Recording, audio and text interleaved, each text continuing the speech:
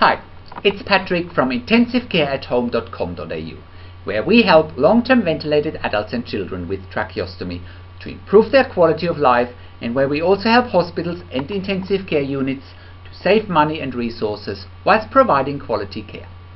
In last week's blog I was talking about the 10 myths about long-term ventilation with tracheostomy and intensive care. You can check it out here by clicking on the link. In this week's blog I want to shed light on what I believe is a big dilemma and also a big opportunity when it comes to long-term ventilation for adults and children with tracheostomy. And I want to talk about we can't always cure long-term ventilated adults and children with tracheostomy, but we can always care for our clients' quality of life and or their quality of end of life. I do strongly believe that intensive care units are designed and equipped to look after acutely unwell patients. The longer a patient stays in intensive care, especially if they are ventilated with a tracheostomy, the more their quality of life and or their quality of end of life is suffering or non-existent. I believe that intensive care therefore is not only an inhibiting but also a very expensive environment to be in.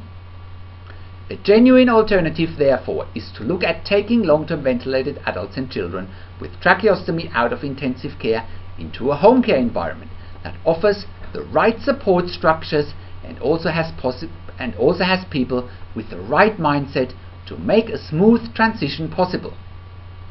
As a byproduct, you also have an empty intensive care bed that can be used for a patient who is acutely unwell and in real need of an ICU bed.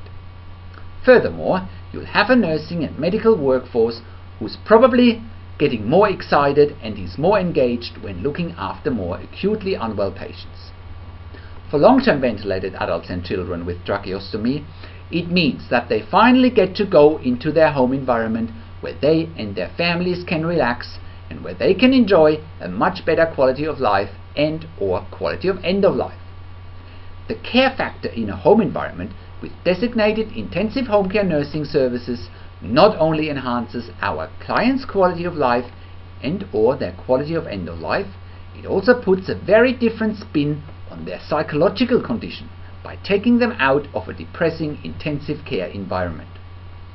Long-term ventilated adults and children with tracheostomy are able to be reintegrated back to a much more normal life compared to a long-term stay in intensive care, to the point where they report high satisfaction and engagement levels in their lives.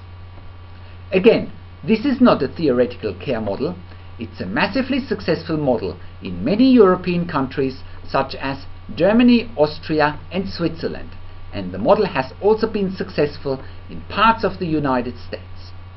In those countries, there are also very few bed blocks in intensive care, as it's common for long-term ventilated adults and children with tracheostomy to go home due to the availability of specialized intensive home care nursing services. What do you think? Do you believe that the care factor at home is greater than in intensive care? Share your thoughts and leave your comments on the blog here.